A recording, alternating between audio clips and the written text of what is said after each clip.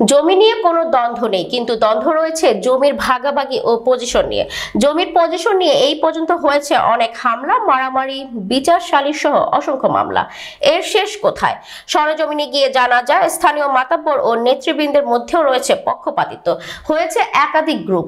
ফলে কোনোভাবে হচ্ছে না এর একটি সুষ্ঠু সমাধান। সমাধান হলেই তো স্থানীয় মাতাব্বর ও নেতৃবৃন্দের সব স্বার্থ শেষ। তাহলে এই দুই পরিবার কোথায় যাবে? আইন থাকলেও নেই যেন তার সুষ্ঠু ব্যবহার। জানা যায় ৪৫ বছর আগে জমি ক্রয় করেছেন সখিনা বেগম ১৮% ও তার মা বাসনা খাতুন ২০%। টাঙ্গাইলের মির্জাপুর উপজেলার বাঁশতৈল ইউনিয়নের উত্তর পেকুয়া এলাকায় অবস্থিত এই ক্রয়কৃত জমি। সখিনা বেগম ওই এলাকার মৃত গাজীউর রহমান মেম্বারের ছোট মেয়ে।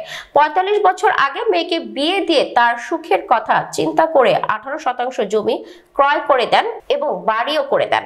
অপরদিকে তার স্ত্রী বাসনা খাতুনকেও ক্রয় করে দেন ২০% জমি। জানা যায় ২০১১ সালে আহাদুল্লাহ তার মায়ের কাছ থেকে ২০% জমি ক্রয় করেন এবং ২০২১ সালে সেলিম তার মা সখিনা বেগমের কাছ থেকে ১৮% জমি ক্রয় করেন।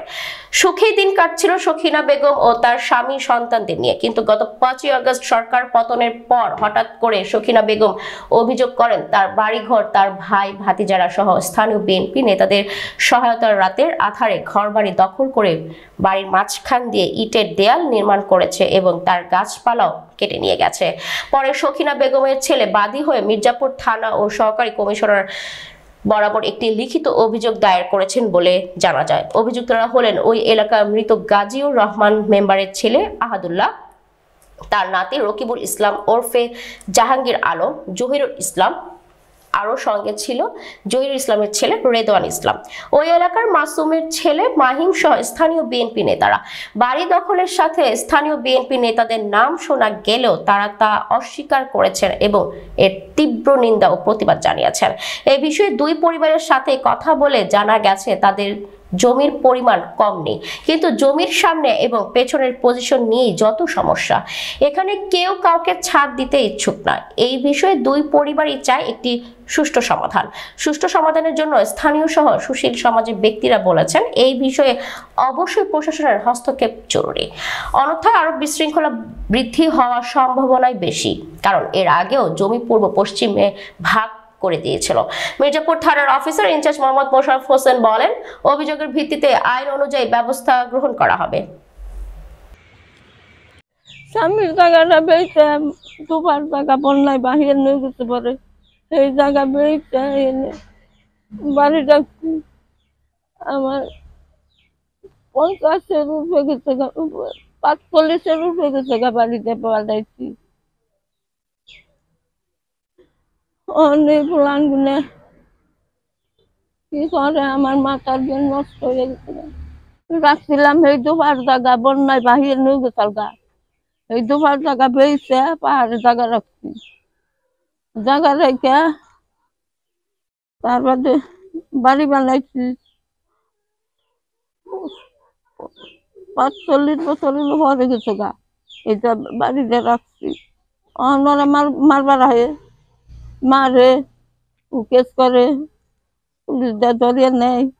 আমার বন্যায় দুপার বাড়ি বন্যায় তলে গেছিল, পরে আমি এই জায়গা বেচাই না আমার শ্বশুর কাছে দিছিলাম। শ্বশুর আমার এই জায়গা রাইখা তাতে আমার বাড়ি ঘর উঠিয়ে দেওয়া গেছে। তারপরে আমার এই টানের অংশ কোনো ফসল হয় নাই, আমি বাড়ি বানাবো, আমার বাড়ির দরকার, তাই আমার বাড়ি বানিয়ে দেখ হয়ে গেছে। আর ওই জমিনটা আমার শাশুড়ি রাখছে। সেই জায়গাটা শাশুড়ির এই কেমনে কি নিচে জানি না, ওই জায়গা হইলে তার তো পূর্বপুরুষেই দেখি যে রাখায় জায়গা জমির কাগজপাতির এটা তো আর আমরা জানি না, এটা হলো হেদের ব্যাপার। কিন্তু বাড়ি হ্যাগো এটা দেখছি। এখন আমার বয়স ৫১, আমি এন্ডাই যাতায়াত করি, আমি দেখি হ্যাগো বাড়ি। হঠাৎ করে দেখি যে এনে বাউন্ডারি, এখানে বাউন্ডারি করছে মূলত হলো জমিনটা আমরা আজকে ৪৫ বছর ধরে এনে বসত বাড়ি ঘর করে রাখছি। হঠাৎ করে শুনি মামা বলে এই জমিন দলিল করে নিছে। সে দলিল করে নিছে তার মায়ের জমিন, তার মার কাছে গুনি নিগে তার আমার মায়ের জমির মধ্যে উপর দেয়ালো বাউন্ডারি করছে। আমার বাউন্ডারি করতে আসছে, পরে আমি এলো নিষেধ দিছি। নিষেধ দেওয়ার পরে গুন্ডা ভাড়া করে আইনা আমাকে দইরা মাইরা তারপরে কেস মামলা দেওয়া নিয়ে আমি হসপিটালে যা ভর্তি ছিলামই কয়দিন। তারপরে কেস করছে, আমারে দইরা নিয়ে আজতে পড়ছে।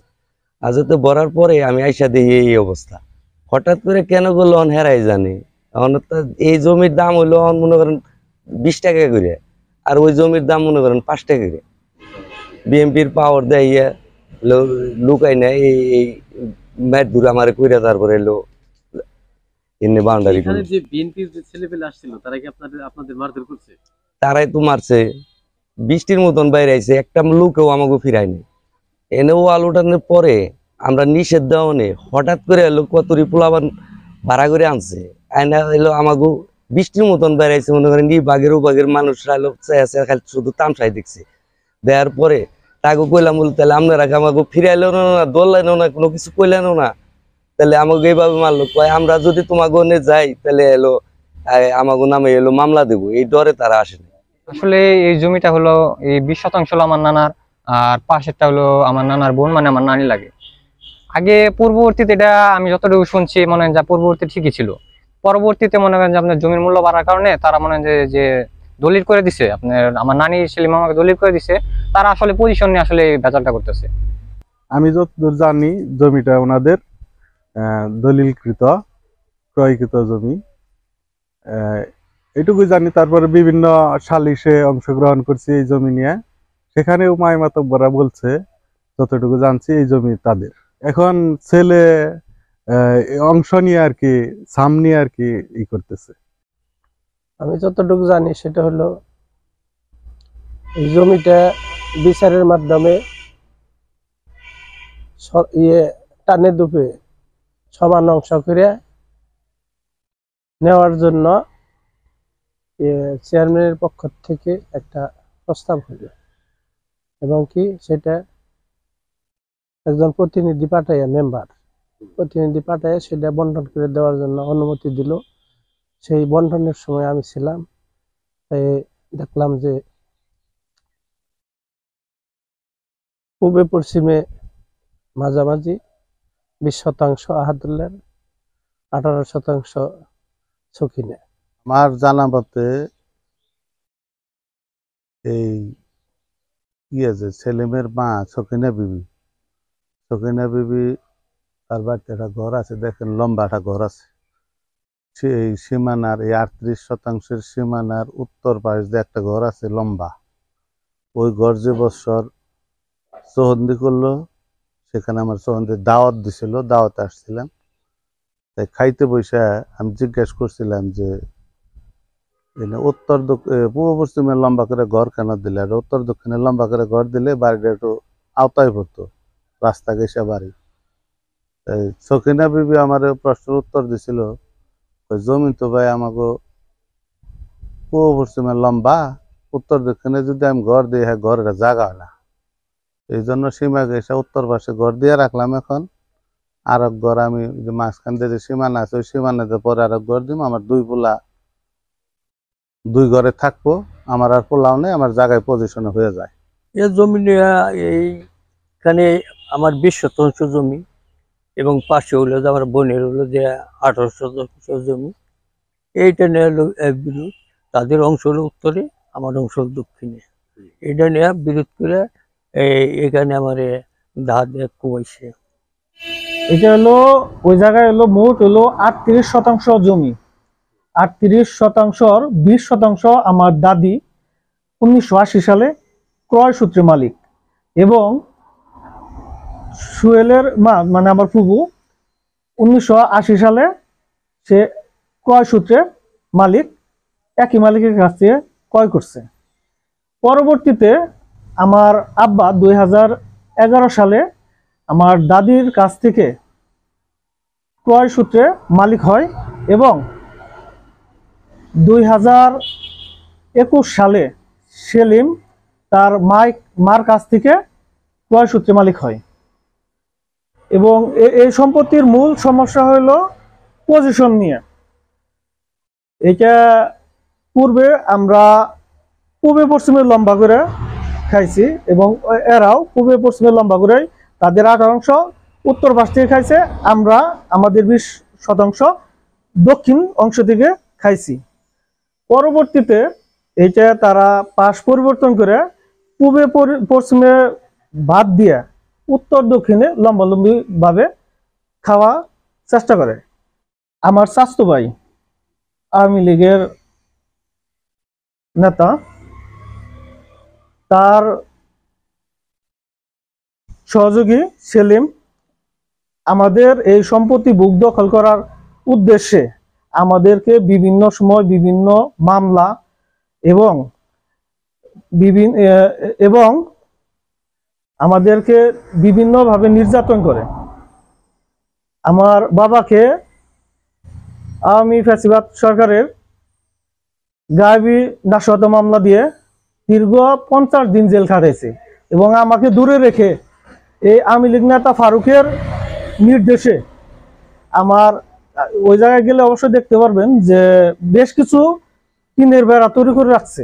ওই বেড়া দিয়ে আমাদের ঘর দখল করার উদ্দেশ্যে তারা বেড়া দিতে থাকে। পরবর্তীতে আমার ভাই ওই জায়গায় বাধা প্রদান করার পরে তারা ওই বেড়া দিতে পারেনি। বিএনপি নেতাদের জড়িয়ে যে ভিত্তিহীন মিথ্যা বানোয়াট যে সংবাদ প্রচার করা হয়েছে, এটা সম্পূর্ণ মিথ্যা। আমি এই মিথ্যা ভিত্তিহীন নিউজের তীব্র নিন্দা এবং প্রতিবাদ জানাচ্ছি। এবং তত্ত্বাচলা যাওয়ার পথে আমি দেখি একটা ঝগড়া পাশে, ওই জায়গায় আমি মোটরসাইকেল ব্রেক করি, পরে আমরা দেখি আমার সাথে কোনো জড়িত না। উত্তর পেকর ওই জমির ব্যাপারে আমরা বাসতলী ইউনিয়ন যুবদল এটার মধ্যে কোনো কিছুই আমরা জানি না, ওখানে আমরা যাই নাই।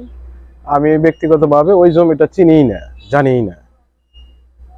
এটা আমাদের নামে আমাদের বাসতলী ইউনিয়ন যুবদলের ভাবমূর্তিকে ক্ষুণ্ণ করার জন্য একটা কুচক্রী মহল আমাদের এবং আমার ব্যক্তিগত ইমেজ নষ্ট করার জন্য হয়তো একটা কুচক্রী মহল এই ষড়যন্ত্র করেছে। উত্তর পেকুয়া একটা জমি নিয়ে ঝামেলা, ওইখানে আমাকে নিয়ে একটা মিথ্যা সংবাদ প্রকাশ করা হয়েছে। আমি বলবো ওইখানে আমার কোনো সম্পৃক্ততা নেই এবং আমি ওই সম্বন্ধে জানিও না। এটা সংবাদটা আসলে ভিত্তিহীন এবং মিথ্যা। আমাদের জরিয়ে যে মিথ্যা নিউজ হয়েছে সম্পূর্ণ মিথ্যা ও ভিত্তিহীন। জমি সংক্রান্ত বিষয় নিয়ে যে ঝামেলা, এটা হলো একান্তই তাদের পারিবারিক।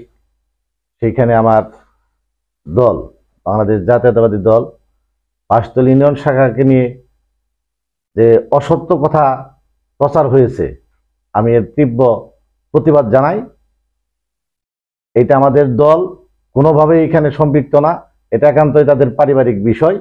আমি এই সংবাদ পরিবেশন যিনি করছেন ওনার মাধ্যমে এবং আপনার মাধ্যমে আমি এটার তীব্র প্রতিবাদ জানাই। প্রশাসনকে অনুরোধ করব সুষ্ঠু তদন্তের মাধ্যমে, সরজমিনে তদন্তের মাধ্যমে এটার একটা সুষ্ঠু সমাধান হোক। যে জায়গা জমি সম্পর্কে বিভিন্ন ইউটিউব চ্যানেলে যে সংবাদ পরিবেশন করা হয়েছে সেটা সম্পূর্ণ ভিত্তি এবং মিথ্যা বানোয়াট। এই সম্পর্কে আমি কিছুই জানি না। এটা আমাকে এবং আমার দলের ভাবমূর্তি, বাসতলী ইউনিয়ন বিএনপির ভাবমূর্তি ক্ষুণ্ণ করার জন্য এটা কুচক্রী মহলের একটি গভীর ষড়যন্ত্র। এটার তীব্র প্রতিবাদ জানাই যে ওই ঘটনা সম্পর্কে কিছুই জানি না, তারপরেও কেন আমার সম্পর্কে এই ধরনের মিথ্যা সাজানো এবং সংবাদ পরিবেশন হলো, তার প্রতিবাদ করছি।